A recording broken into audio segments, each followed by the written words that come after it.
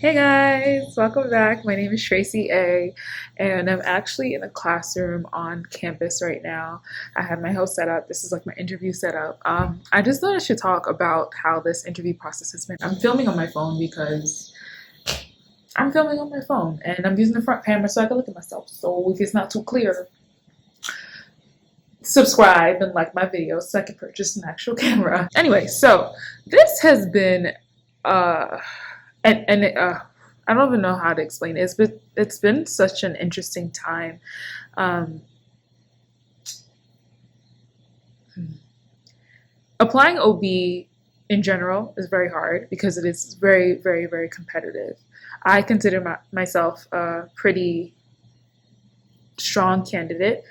However, um, this has been such a different time and different experience. There's been so much going on in regards to like interview offers, how many interviews people are hoarding, or is it actually hoarding, and how many interview offers the residency are able to give out. It's a whole big ordeal. Let me explain from the beginning. All right. Earlier this year, ACOG and CREOG, they came up with these guidelines as to how the OBGYN residencies should go about like having these interviews. So basically because of Corona, things are different, period. People are taking the opportunity to apply to a lot more programs just because they don't have to fly.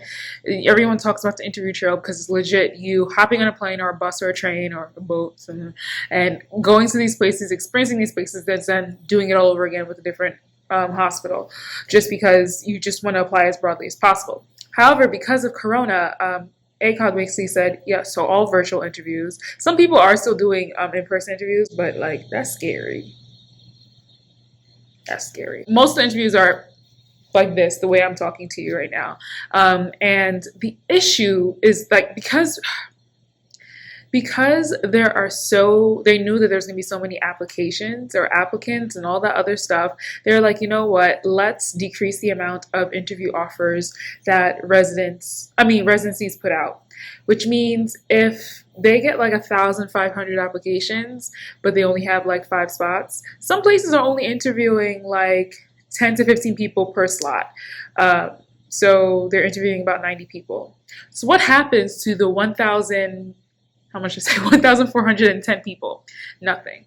So it's frustrating because I already knew that I had this big X on my back just because of a failed step score. So I was like, okay, let's apply broadly. So I did apply pretty broadly on the Midwest and East Coast, just because that's what I'm familiar with, and I know that residencies don't necessarily look for people that are from the other side of the country because you're less likely to stay there, and they would like continuity. They would want someone that goes to residency in that area and then continues to supply care or provide care to the people in that area, not just take all the information and go back to their hometown. You know what I'm saying? So I was like, you know what? Let me not apply to the other side just because I already know it's competitive enough. And then they said that okay, so for the most part, we're going to decrease the amount of interview offers that residencies are allowed to give out. And then they also said we're also going to put all the interviews on like the same few days to basically decrease the amount of hoarding. So like December 2nd, December 4th, December 10th, those are hot spots. Like basically almost everybody interviewing on those days because they're like, okay, if we put all these residency programs to have their interviews on the same day, then a person is less likely to like keep all of those interviews. If they would have to basically prioritize certain places and then drop interviews so that the program could offer the interview to other people. And look, wait, let me keep going. They also said that there's going to be a rollout, 2 interview rollout dates. Some people were already sending out interview offers before then, and some people are also sending out secondaries. Honestly, this has been such a humbling experience because I'm over here second guessing myself. Like, was this correct? Did I miss the mark? Like, OB is what I want to do. It's my passion. And I feel like this is everything that I've done, like my CV and all that stuff. Like, it's been leading up to women's health with the surgical aspects, which is why I picked OB. However, I was sitting here like interview rollout day 1, like crickets. Crickets. What does this mean? I don't know. I feel like because I believed I was a strong candidate, I didn't think I needed to do anything else but submit my application. Like after I submitted it, I was like, yeah, okay, I submitted. That's it. It's over. Like it's out of my hands. And I didn't know that there were so many other things I not should have been doing, but I could have done, like setting out letters of interest. In my head, I'm like, okay, there are two rollout dates, and these programs said they're going to be giving out interviews November 10th and November 17th. So if I didn't hear anything November 10th, most likely going to get one November 17th. Girl, it was all a lie. It was a lie. They lied. Some people actually, programs only sent out interview offers on the 10th, and that's it. And that they sent out interview offers on the 10th, and the deadline for many programs was November 1st. So it took them 9 days to not all of their interview offers. But what about me? You know, like I'm great. So it was weird because I didn't realize all these things after. And then I'm also in a lot of these group chats, and a lot of these other applicants are saying that they or making their connections and they're reaching out to people. They're also like sending out letters of interest. And in my head, I'm like, okay, I'll send out the letters of interest if I haven't heard from anyone on the first rollout date and the second rollout date. However, I just regret not sending the letters earlier. Maybe that would have changed the outcome or how many interview offers I've gotten. I don't know. It's just like shoulda, woulda, coulda, but you don't actually know. Then there are also a lot of people that are hoarding 30 plus interviews. The thing about having a limit on the interview offers is like if you limit the amount of interview offers a program can send out, then they are going to basically all pick the same people. If they're all like, I guess, prioritizing certain things the same, then they're only like all these places are only going to be interviewing the same 90 to 100 people. But what about the other applicants? So like I was over here second guessing myself, like, damn, like, am I really not strong? Like, what? Help me. Like it has been such a stressful like month. Like I've had to I've been stressed. Sending out letters and not hearing anything back from them still, or like calling people, alumni of my program, like, hey, hi, remember me? I was a freshman when you were a senior. Help me. Like it's been very interesting. I don't know if what I did afterward has helped besides my application, but it's just been such an eye-opening experience. It makes you think like, dang, like is this not going to happen for me? Because there, people don't match, and that is a scary thought in itself. And I've just been really tired of constantly feeling like I have to fight for something. Like in my head, I'm just like, yeah, I'm a strong applicant. Like this is gonna be fine. And then I'm not getting that like 15 or is it like 12? Like it's 100% match rate once you hit like 12. So I'm just like, oh, 12 interviews. So I'm like, oh, I didn't hit the 12. Does that mean I'm not gonna match? Like I am brokeage. I don't have the money to do this again. This was a very expensive experience. I thought I was applying too broadly, and I'm just like, well, damn, maybe I should have applied to more than 100. Like this has been such a weird experience. And then I started like all my interviews like last week technically, and it was different. And I say it was different just because it felt like they really liked me. Like I is somebody, I'm gonna be somebody. I'm gonna go somewhere because I've woken up and paid attention. Like it's been such a reassuring experience. Like it's true what they say, like once you get the interview, that means like you don't have to necessarily worry about like are you good enough, because who is going to waste like if they only have 90 interview offers, who's going to waste an interview offer if they didn't want to actually interview you? You know what I'm saying? So like sitting in those spots, the first few interviews, I was just like, they were just so excited to speak to me, and I'm just like, me? You want to talk to me? Oh, okay. Well, if you say so. Like it was so cool to see, like to hear people like excited about my journey, excited about my failure. Like some people like, oh yeah, like they even like that. And I was flabbergasted just because I have spent so much time trying to compensate for my failure and compensate for all this stuff, and like almost like it'll erase that. However, it's just been very different because I've done a lot throughout my medical journey. Like my career has not been like the straight and narrow.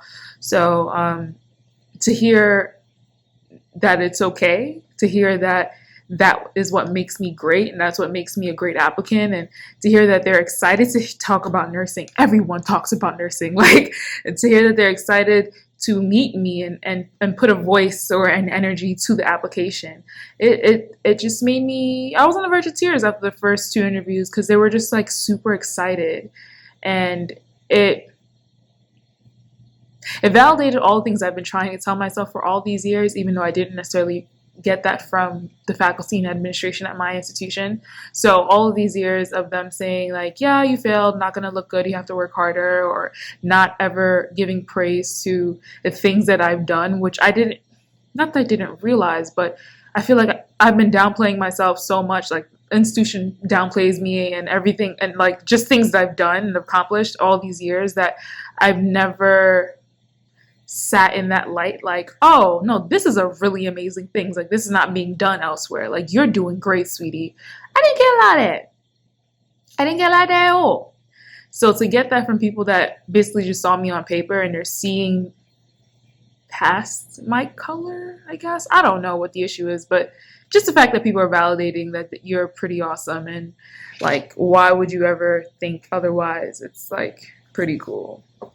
I would say that the failed step score, it is an issue. So I've spoken to a lot of residents that are my friends that are part of their committees and whatnot in different specialties, not necessarily in OB/GYN. And they're saying that there have been such a large influx of interviews that they had to use filters. And those filters, the first one's usually like failed step on the first try. And that is like, when I wasn't hearing back from places, that was like very, very disheartening. It's like, damn, like, no matter what, like I tried to do differently. I mean, I tried to compensate for the failed test score. However, this failed test score is still the reason why I'm not getting as many interviews as I feel like I need to get to have 100% match rate. And it made me really sad because it's just like, there's nothing I can do. If it happened, like I can't come back to myself, but obviously I kind of want to, because what's going on? Like, it's not how it's supposed to go. And if I had known that the interview offer, like this application process or interview season would be so different, like I would have tried new avenues. And not saying that me trying that would have changed anything, but I would have felt better as to like how I played a role in it. But overall, like, I guess now that I'm on the other side, where I'm getting interviews and I'm interviewing with places, it's different. Rejection letters don't really hurt too much. Like, there are like, I think about like 65% of the places that I applied to I haven't really heard from yet. And I've gotten like maybe 10%. 10? Would that be 10? Yeah, about like 10% of the amount that I've applied to have gotten rejections. And it don't really hurt. I just be like, oh, all right, cross off the list. Like, it's not, I don't feel too bad. Even like my dream school, I didn't necessarily feel bad. My mom was like, are you okay? What are you going to do now? What's the contingency plan? She didn't say those words, but she was talking like that. And I didn't really feel so bad. I feel like I have stressed so much that like I just want to be in a place that I'm going to be happy. And what does that look like to me? It looks like a place that supports me. At first, I used to be a place that's going to have a lot of Black people. Look, I'll be the only one on that screen half the time, okay? And it's like, when I see another person of color, another Black woman, I'm just like, hey girl, how are you? I usually send them a little text like, hey, what's your number? Because there's not enough. And I feel like my view on Black women in medicine is so skewed because my entire friend group, we're all either doctors or almost doctors. Like, I've been engrossed in a school that has so many minority students that it has tinted my view on how it actually looks in the outside world. And I will say, like, I was gobsmacked. Like, I was like, wait, am I really the only one here? Like, it is very, very, very weird. But that's the reality. Only 2% of doctors in this country are Black women, and I'm about to be one of them. And if you're watching this, you're about to be one of them as well. And I just pray that you continue to go towards your goals. I will say that some people ask about scores, but at the end of the day, it has happened. As long as you can explain it in a way that makes sense to you, and don't lie. Like, I haven't had to lie about an interview. I mean, there's nothing to lie. I'm very transparent. Just the way I'm transparent here, the same way I'm transparent during my application. I mean, that's a little check-in. Look, I'm tired. Like, there's a lot going on. All right. And I just want to take a nap. I feel like I just want to take a nap all day, but because there are so many meet and greets the evenings before interviews, I just be staying up like, hi. You know how much you have to smile? Like, I'm just like this the whole time. Yeah, of course. Right. Uh-huh. I'm tired. But it's cool though. This has been an experience, and I can't wait. I pray by God's grace that I match. I pray by God's grace that I match to a place that I rank highly. Because at the end of the day, yes, I want a job, and yes, I want a place that's good. I want a job, and that's it. Bottom line, I want a job, but I feel like I deserve a place that will supply me with everything that I feel like I need, or just like I need to succeed. At the end of the day, you're being interviewed, but you are interviewing them, and I'm taking notes. Like, I have my notepad, I have all my questions that I ask consistently, just so I can have a good baseline as to what the programs offer and what they do. So I kind of have a list of things, of places that I'm like, you high on the list, yes. But like, honestly, it's only prayer that's gonna be able to align me with what is needed. Because at the end of the day, I don't really know what I want to do. Like, I know there are specialties, I know there are things, but at the end of the day, I always say that I just want to serve the underserved. There's a reason why I went into this, and that is my main mission. But yeah, I hope you guys are doing well. I have so many videos that I have recorded, but I just don't be editing them. I'm not gonna lie to you, but maybe I'll get to it. Hopefully you're seeing this. Let's see, what day is it? Today is Monday, December 7th. Hopefully this video goes out today. If not, this is past Tracy. I don't, whatever. My brain is mush. I'm tired of smiling, so I'm gonna see y'all. Catch y'all next time. If you want to see all of my shenanigans and I'm not having a whole mental breakdown, follow me on Instagram. If you want to hear about my journey and all my other experiences, I'll put the card up over here. And watch it be on the side, but over here, and some links down below. Let me know how you're feeling in the comments, and I will try to answer them. I'm really working on answering my texts, my comments, my DMs. I just read them, I chuckle and laugh to myself, and then I move forward with life without responding. So, sorry. My friends already know, but I mean, it's a very bad habit. All right. Have a blessed day, guys. Ciao.